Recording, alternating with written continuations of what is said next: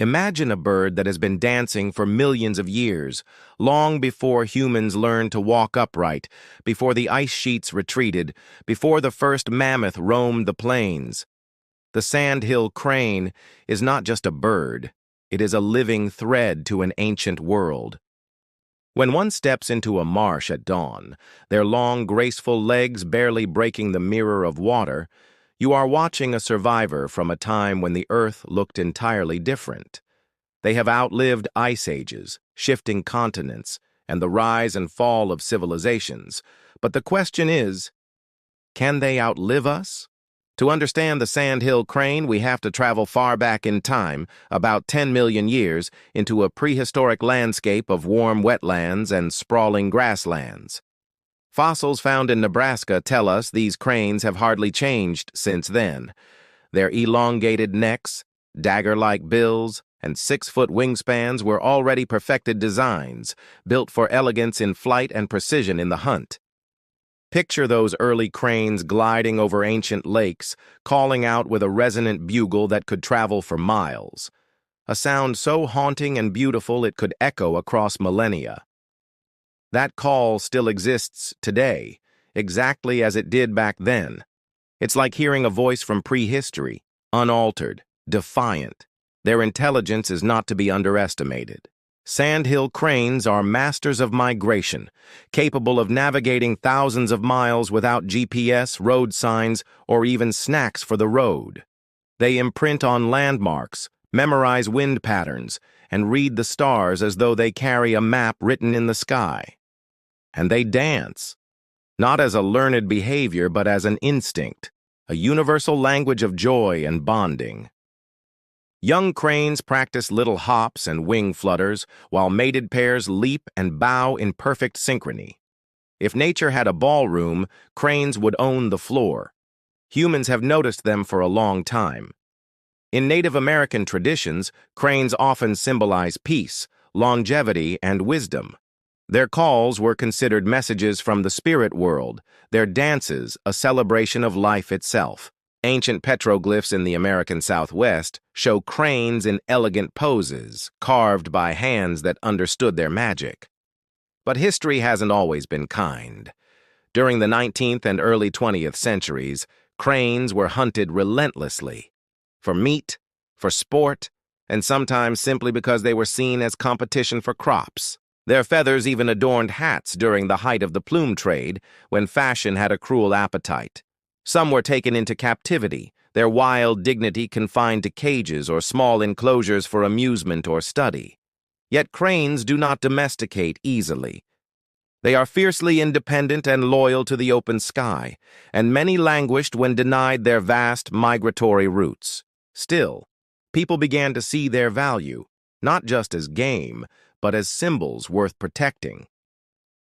By the mid-20th century, conservationists and ordinary citizens rallied to save them, leading to protected refuges and coordinated efforts to safeguard migration stopovers.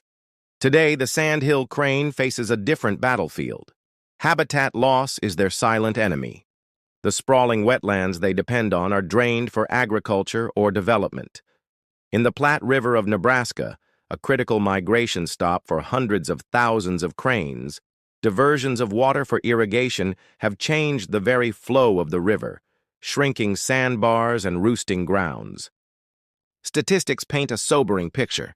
In some areas, more than 90% of historical wetland habitat has been lost. Climate change adds another layer of difficulty.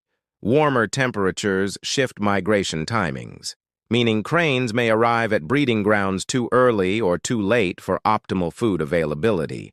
Some find their paths altered by droughts that dry up stopover lakes. And then there's avian influenza. Diseases can spread quickly among large flocks, wiping out hundreds in a single season.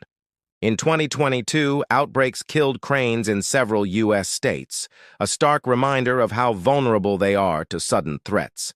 Yet the most heartbreaking challenge is one we can't measure on a graph: collisions. Power lines stretch invisibly across migratory routes, and cranes, flying in low light or fog, strike them. These birds can fly halfway across the continent without faltering, only to be brought down by something strung by human hands.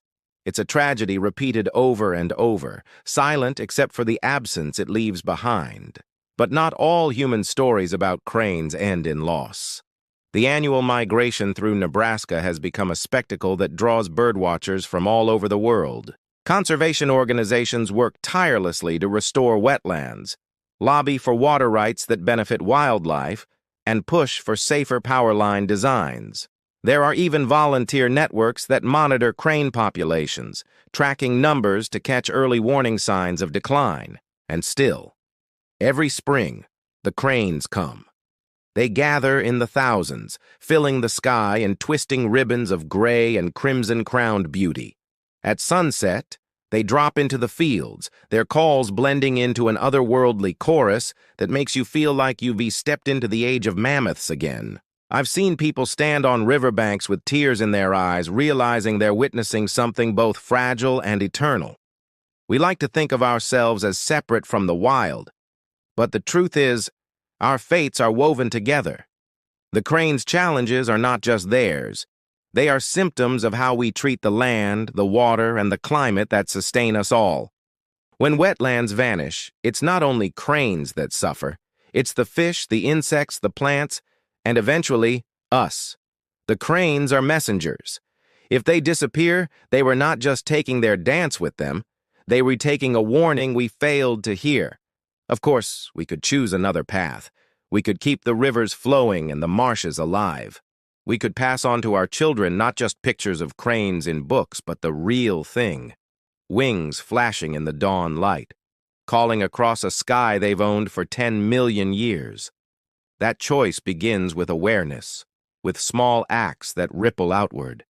Supporting wetland restoration, voting for policies that protect natural habitats, reducing the invisible pressures we place on ecosystems. The Sandhill Crane has been here longer than us, but its survival now depends on what we do next. So if you've felt a flicker of awe or responsibility listening to their story, don't let it pass. Share it. Talk about it. Visit a migration site and see them with your own eyes. You'll understand why they're worth every ounce of effort. And if you're watching this on YouTube, you already know how to help. Like this video, leave a comment about your own wildlife encounters, and subscribe so we can keep telling the stories of the creatures who share our planet. Because in the end, saving the cranes is about more than birds. It's about remembering that we, too, are part of this great migration called life, and that the sky is big enough for all of us if we're willing to keep it that way.